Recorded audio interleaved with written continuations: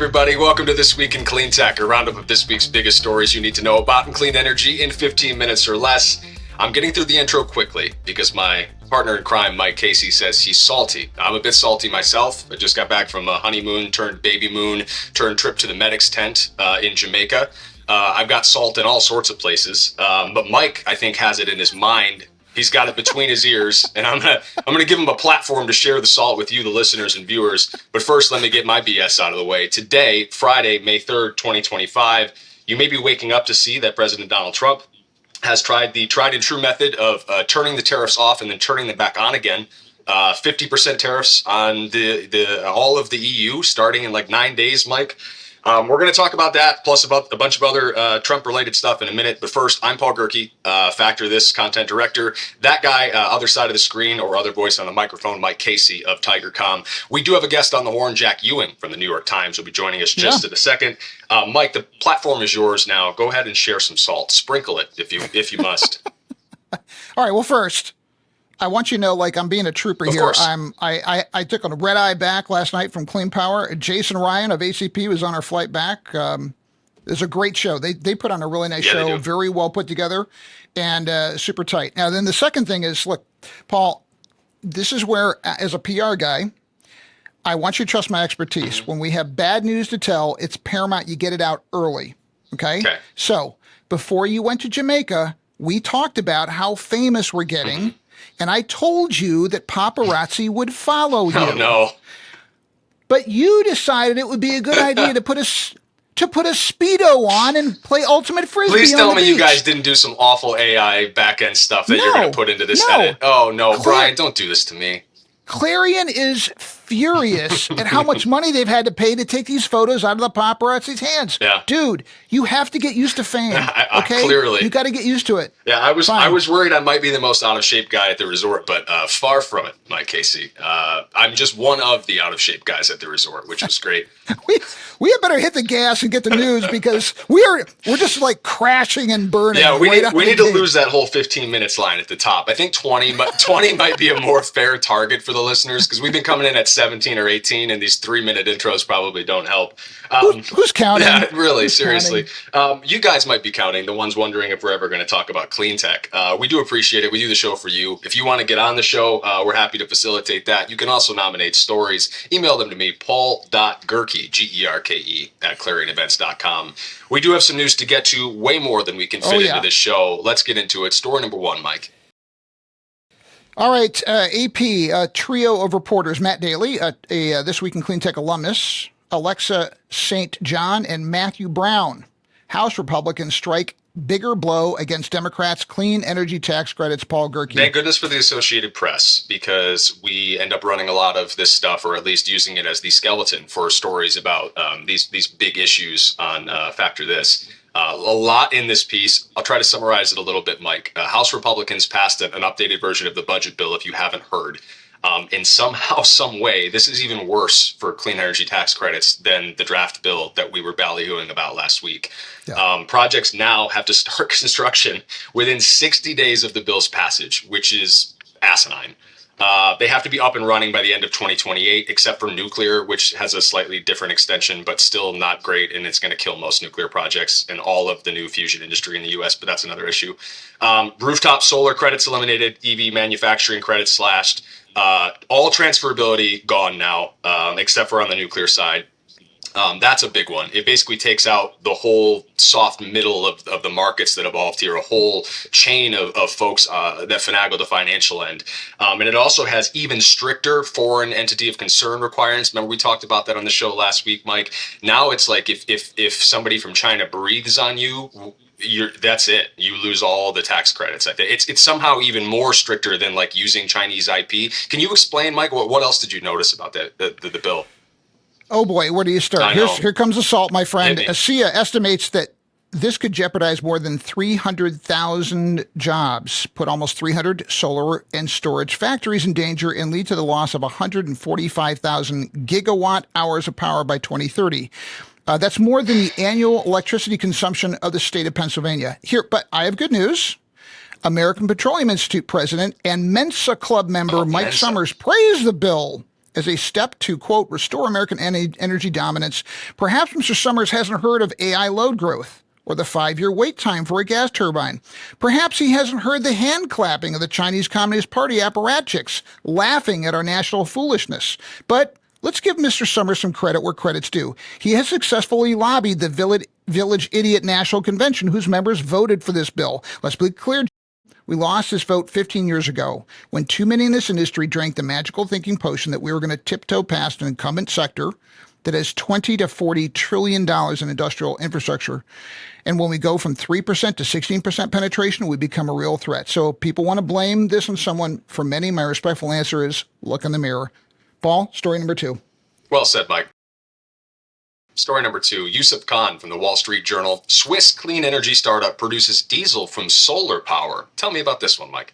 All right, so we got to have a little good news after that bad news piece. So this is a cool story. Swiss startup Synhelion powered a 110-year-old steamboat on Lake Lucerne using solar-made diesel. They use concentrated solar energy to generate high-temperature heat, converting CO2 and methane from agricultural waste into hydrogen and carbon monoxide, which are then combined into diesel fuel. The resulting solar diesel, as they call it, can be used in existing fossil fuel engines without modification. It cuts carbon pollution by 80% compared to carbon fuels, and it's focusing on decarbonization shipping, aviation, road transport, which counts for 20 to 25% of global carbon pollution. Paul? Mike, I think that this is a great example of the kind of ingenuity and problem solving that we're going to need to tackle long-term and mid-term climate goals. And this is exactly the kind of ingenuity that's being killed by policy like the House budget bill. So Synhelion didn't actually raise a ton of money to make this work, something like 107 million US, 90 million Swiss francs. They're operating a commercial pilot in Germany. They're planning for larger facilities in the UK, in the EU, Spain, Morocco, Oman, scaling up, requiring some more capital investment, obviously, which remains a challenge, especially now. But like you said, good news and something promising. But I think we're going to get right back to the bad stuff, aren't we? Story number 3. Yep. Our third story is by Maxine Joslow, a This Week in Cleantech veteran, Hannah Nathanson, and Ian Duncan. At the Washington Post. Trump orders the government to stop enforcing rules he doesn't like. Bravo for the headline. I mean, why pull punches? Like that is what it is. I kind of like it when we just write headlines like that. Like today, it's like Donald Trump tells Tim Cook to give him 25% of Apple, basically, is what he's like. Today, by the way, Mike, I don't know if you saw the tweet demanding 25%, the Apple pay 25% tariffs on iPhone products, but it actually, to me, correct me if I'm wrong, but it's the first time that Trump has actually admitted publicly, maybe inadvertently in this case, that we pay tariffs, that U.S. companies pay tariffs. He says specifically that Apple is going to pay the 25%. Anyway, I found that one interesting. So this, very similar in so much that if he doesn't like something, he's going to tell you to do it differently. Similarly with the Harvard International lawsuit and lawsuits, I guess, that are percolating over the last couple of days. The Trump admin has ceased enforcement of federal rules and standards across a whole bunch of agencies, if you haven't been paying attention. Enforcement actions by Pipeline and Hazardous Materials Safety Administration dropped 95% compared to the same period under Biden, currying favor, again, with the gas lobby, a recurring theme that we hit on this show. Trump ordered DOE to halt enforcement of appliance efficiency. You heard about the Energy Star program getting the axe. The EPA also cracking down on polluters a lot less. A new memo says the agency should not stop energy production unless it's an emergency that puts people's health in danger. Mike, your thoughts? Well, experts say Trump's approach to ignoring laws he doesn't like is something that no modern president has done on this scale. It could set a dangerous precedent for how future presidents use their power. By refusing to enforce laws that still exist, the Trump administration is breaking the basic rules of laws themselves. I have ranted enough on this episode, my friend, and I'm going to stop here because I don't want first listener Aaron Petrie being taking us to task for going over 15 minutes. Paul, our fourth story. Oh, you should have warned me about that before I ranted. Story number 4, J. David Goodman, Brad Plumer, and Ivan Penn from the New York Times. Renewable energy is booming in Texas. Republicans want to change that. Mike, I've been following some of this Texas stuff. You know, we've been praising ERCOT for being like this holy land of unregulated development and what they've done with storage and how they've improved their grid and how they got through last summer without any emergencies. And now we're gonna tear it all down. Well, you didn't know this, but Texas and Ohio are competing for which state can send the most politicians to the Village Idiot National Convention.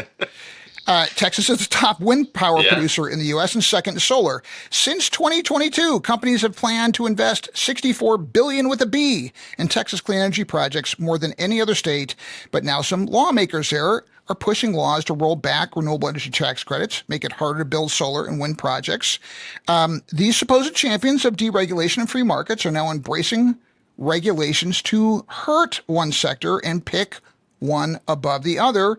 It's reminds me of a movie that was out some years ago. It was called Dumb and Dumber. Paul, what do you think? I'll be quick with this one. Texas lawmakers are considering laws that would add strict permitting rules for renewables, requiring wind and solar to pay for backup power. We heard that idea floated before. They'd let the state veto new renewable energy projects. Now, critics say the new rules would cripple the renewable energy industry, raise electricity prices, and threaten grid reliability, especially during extreme weather. I think all of those things are self-evident for reasons our listeners probably understand. Let's get to our guest, Mike. Yes, this is very cool. Jack Ewing from the New York Times is on with our second cool story of this episode. Jack, welcome. You wrote about a decades-long search for a battery that can end the gasoline era. I got to tell you, I'm already in love with the story, but I want to let you give like the main takeaway for those who have not read it, and we want people to read it because this is some cool stuff. Jack, what's the big takeaway? Yeah, well, I was writing about a company called Factorial, which is a startup in Massachusetts. The CEO is a young woman named Siyu Huang, and they are working on a technology called solid state, which, if they can perfect it and manufacture it, would give us cars that can go 600 miles on a charge, that are much lighter, charge faster, and basically, knock gasoline out of the park, because they basically eliminate all the disadvantages that you might talk about with electric vehicles today. And I should point out that there's lots of companies working on variations of this technology. Mercedes, which is working with Factorial, already has a prototype car running on the battery. BMW just said last week that they have a prototype car working running on a battery by a company called Solid Power in Colorado. So there's a lot of money going into this type of technology. I focused on one to sort of illustrate the trend, but this is something that's happening, and I think will maybe some good news when we have the Republicans, as you pointed out, trying to basically destroy the electric car market. Jack, what's the secret sauce here? Why is this battery able to go 600 miles, but ones currently on the market are more like the 200, 300 range? It's just it's all about energy density. The reason they call it solid state is that most of the batteries on the market today have a liquid electrolyte. The electrolyte is what allows the ions in a battery to go from one side to the other and release energy. And at solid state, you have a solid electrolyte, or in some cases, sort of a gel-like electrolyte, and that takes up less space. It's much safer. It can't catch on fire, and then I don't want to get too wonky, but then the half of the battery is the anode side, and the solid state battery basically compresses that down to a thin layer of lithium, pure lithium metal. So it just takes up a lot less space. And because it doesn't catch on fire, you can put a lot more volts into it at the same time without it overheating. And that's what allows you to charge it faster. Jack, I don't want to go anti-wonk on you, but I thought what was one of the really interesting parts of the story was the company culture.